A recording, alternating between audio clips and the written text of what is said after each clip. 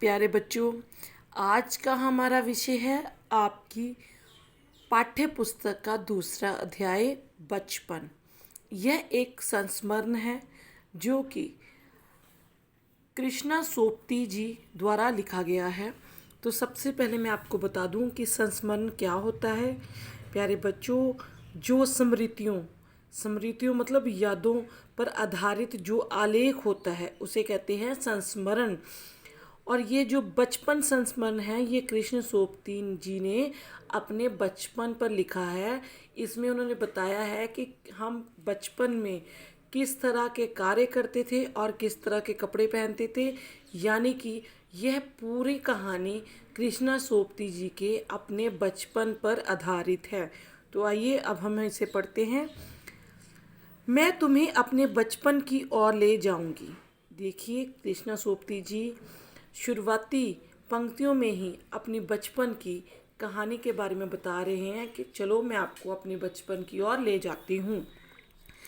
मैं तुमसे कुछ इतनी बड़ी हूँ कि तुम्हारी दादी भी हो सकती हूँ, तुम्हारी नानी भी, बड़ी बुआ भी, बड़ी मौसी भी। परिवार में मुझे सभी लोग जीजी कहकर ही पुकारते हैं। हाँ, मैं इन दिनों कुछ बड़ा बड़ा यानी उम्र में सियाना महसूस करने लगी हूँ। शायद इसलिए कि पिछली शताब्दी में पैदा हुई थी। मेरे पहनने ओढ़ने में भी काफ़ी बदलाव आए हैं। पहले मैं रंग बिरंगे कपड़े पहनती रही हूँ, नीला, जामुनी, ग्रे, काला, चॉकलेटी। अब मन कुछ ऐसा करता है कि सफ़ेद पहनूं। गहरे नीले हल्के रंग मैंने पिछले दशकों में तरह तरह की पोशाकें पहनी हैं। पहले फ्रॉक, फिर निक्कर वॉकर, स्कर्ट, लहंगे, गरारे और अब चूड़ीदार और घेरेदार कुर्ते। बचपन के कुछ फ्रॉक तो मुझे अब भी याद हैं। देखिए, यहाँ जो लेखिका है वो अपने बचपन पे पहने हुए फ्रॉक को याद करते हुए कह रही है कि हल्की नीली और पीली धारी वाली फ्रॉक, गोल कॉलर और बाजू पर भी गोल कफ, एक हल्के गुलाबी रंग का बारीक चुन्नटों वाला घेरेदार फ्रॉक, नीले गुलाबी रंग की फ्रिल। उन दिनों फ्रॉक के ऊपर की जेब में रुमाल और बालों में इतराते रंग बिरंगे रिबन का चलन था। लेमन कलर का बड़े प्लेटों वाला गरम फ्रॉक जिसके नीचे पर फर टंगी थी। दो ट्यूनिक भी याद हैं। ट्यूनिक का मतलब होता है बच्चों जो खुले डुले पहनने का कपड़ा होता है। एक चॉकलेट रंग का और अंदर की कोटी प्याजी, दूसरा ग्रे और उसके साथ सफ़ेद कोटी। मुझे अपने मोज़े और स्टॉकिंग भी याद हैं। बचपन में हमें अपने मोज़े खुद धोने पड़ते थे। वह नौकर या नौकरानी को नहीं दिए जा सकते थे, इसकी सख्त मनाही थी। हम बच्चे एतवार की सुबह इसी में लगाते, धो लेने के बाद अपने अपने जूते पॉलिश करके चमकाते। जब जूते कपड़े या ब्रश से रगड़ते तो पॉलिश की चमक उभरने लगती। सरवर, मुझे आज भी बूट पॉलिश करना अच्छा लगता है। हालांकि अब नए नए किस्म के शू आ चुके हैं। शू मतलब आपके जूते। कहना होगा कि ये पहले भी कहीं ज़्यादा आरामदायक हैं।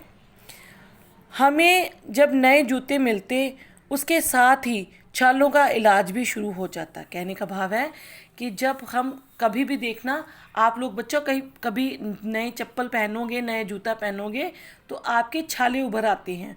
उसका मतलब है कि जो आपका जूता है वो आपके पाँव को छिलना शुरू कर देता है। तो इसमें लेखिका कहती है कि जब हमें नए जूते मिलते थे तो हम साथ में उसका कि छाले ना पड़े उसका या छाले पड़ने के बाद जो इलाज है वो हम शुरू कर देते थे। जब कभी लंबी सैर पर निकलते अपने पास रुई ज़रूर रखते। जूता लगा तो रुई को मोज़े के अंदर। हाँ, हमारे तुम्हारे बचपन में तो बहुत फ़र्क हो चुका है। कहते हैं कि हम तो अपनी रूई अपने पास रखते थे। अगर नया जूता पाकर हम लंबे सफ़र के लिए चले जाते थे या पैदल चलते थे तो क्या होता था कि हमारा जो पैर वो छालों से कट जाता था, तो हम लोग रुई रखते थे ताकि हम उसको मोज़ों में डालकर अपना थोड़ा सा आराम महसूस कर सकें।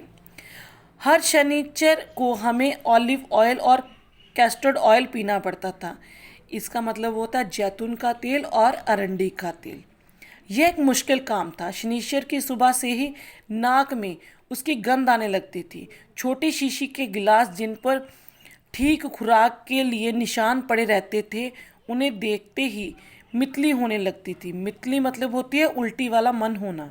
मुझे आज भी लगता है कि अगर हम ना भी पीते वह शनिवारी दवा तो कुछ ज़्यादा बिगड़ने वाले नहीं था, सेहत ठीक ही रहती।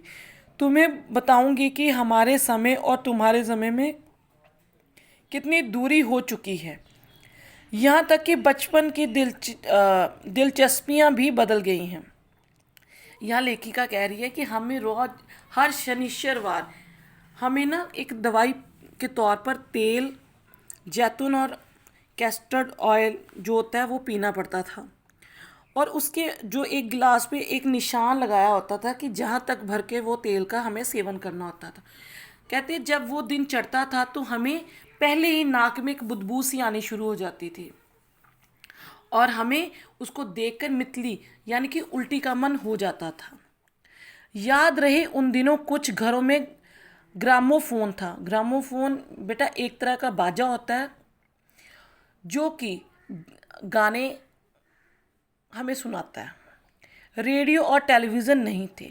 हमारे बचपन की कुल्फ़ी आइसक्रीम हो गई है, कचौड़ी समोसा पैटीज़ में बदल गया है। शहतूत और फालसे और खसखस की शरबत कोक में, पेप्सी में। यहाँ पर जो पहले का समय था और आज के समय में खान पीन में जो बदलाव आया है उसकी बात की गई है। उन दिनों कोक नहीं, लेमनेट विम्टो मिलती थी। शिमला और नई दिल्ली में बड़े हुए बच्चों को वेगन्स और डेविको रेस्टोरों की चॉकलेट और पेस्ट्री मज़ा देने वाली होती। हम भाई बहन की ड्यूटी लगती शिमला मॉल से ब्राउन ब्रेड लाने की। हमारा घर मॉल से ज़्यादा दूर नहीं था। एक छोटी सी चढ़ाई और गिरजा मैदान पहुंच जाते। वहाँ से एक उतराई उतरते और मॉल पर कन्फेक्शनरी काउंट पर तरह तरह की पेस्ट्री और चॉकलेट की खुशबू मन भावनी।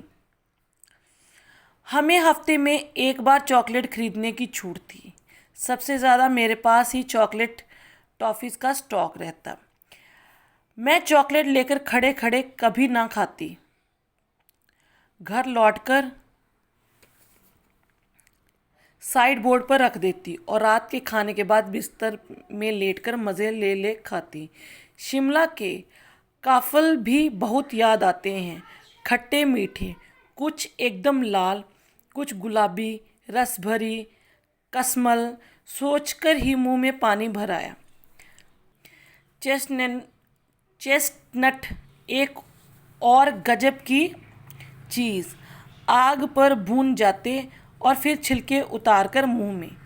चना जोर गरम और अनारदाने का चूरन। हाँ, चना जोर गरम की पुड़िया जो अब थी वह अब भी नज़र आती है। पुराने कागज़ों से बनाई हुई इस पुड़िया में निरा हाथ का कमाल है। नीचे से तिरछी लपेटे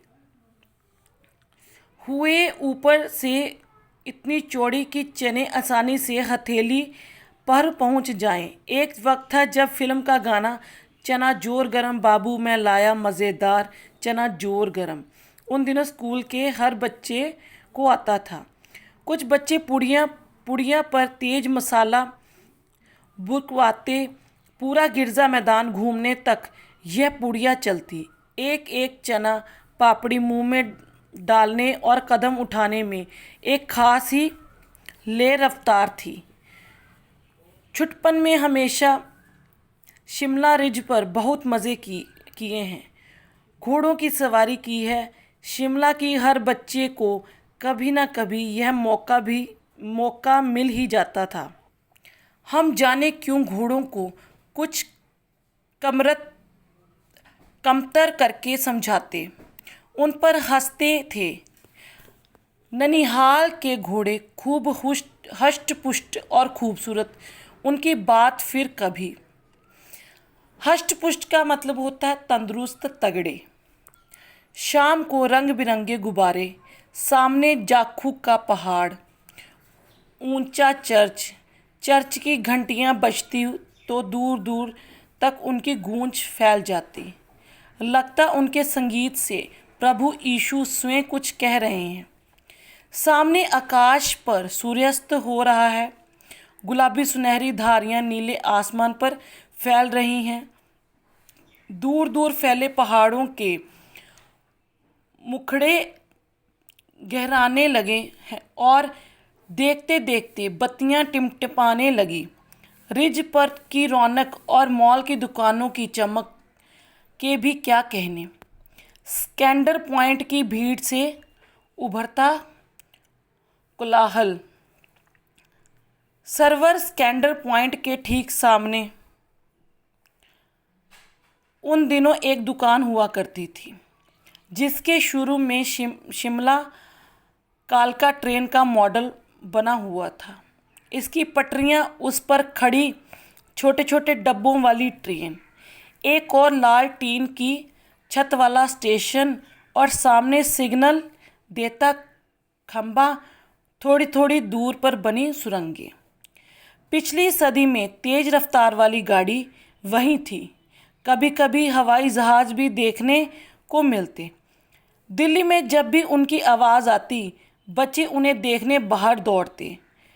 दिखता एक भारी भरकम पक्षी उड़ जा रहा है पंख फैलाकर, यह देखो, और वह गायब। उसकी स्पीड ही इतनी तेज़ लगती। हाँ, गाड़ी की मॉडल वाली दुकान के साथ एक और ऐसी दुकान थी जो मुझे कभी नहीं भूलती। यह वह दुकान थी जहाँ मेरा पहला चश्मा बना था।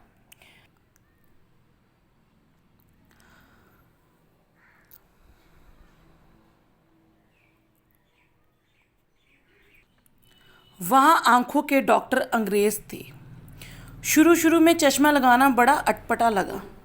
थोड़े बड़े मेरे चेहरे की ओर देखते और कहते, आंखों में कुछ तकलीफ़ है, इस उम्र में ऐनक, दूध पिया करो। मैं डॉक्टर साहब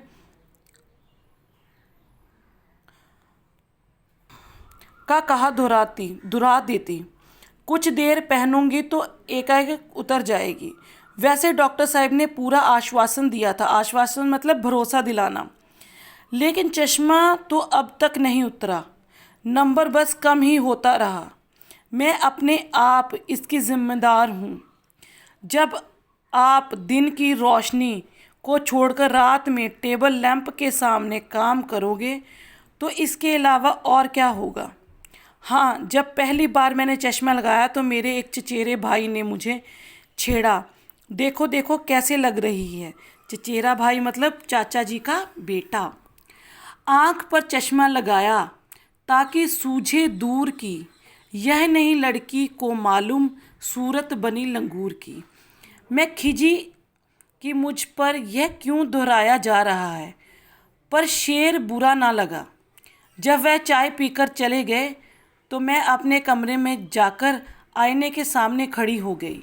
कई बार अपने को देखा, ऐनक उतारी, फिर पहनी, फिर उतारी, देखते ही देखते रही। सूरत बनी लंगूर की, नहीं नहीं, हाँ हाँ।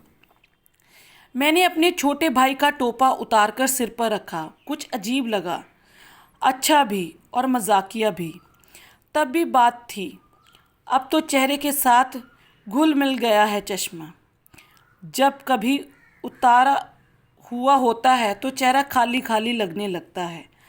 याद आ गया वह टोपा, काली फ्रेम का चश्मा और लंगूर की सूरत। हाँ, इन दिनों शिमला में मैं सिर पर टोपी लगाना पसंद करती हूँ। मैंने कई रंगों की जमा कर ली हैं, कहाँ दुपट्टों का ओढ़ना और कहाँ सहज सहल सुभीटे वाली हिमाचली टोपियाँ। प्यारे बच्चों, इस पूरी कहानी में कृष्णा सोपती जी ने अपने बचपन का वर्णन किया है और उसकी तुलना आज के समय में की है कि उनके बचपन में और आज के समय में कितना परिवर्तन आ चुका है। वह अपनी बचपन की स्मृतियों को याद करती हुई और इस पाठ में लिखती हुई बताती हैं कि समय के परिवर्तन के साथ साथ उनकी उम्र में कितना परिवर्तन आ गया है, लेकिन कुछ चीज़ें ऐसी हैं जो तब भी थी और आज भी चल रही हैं। धन्यवाद।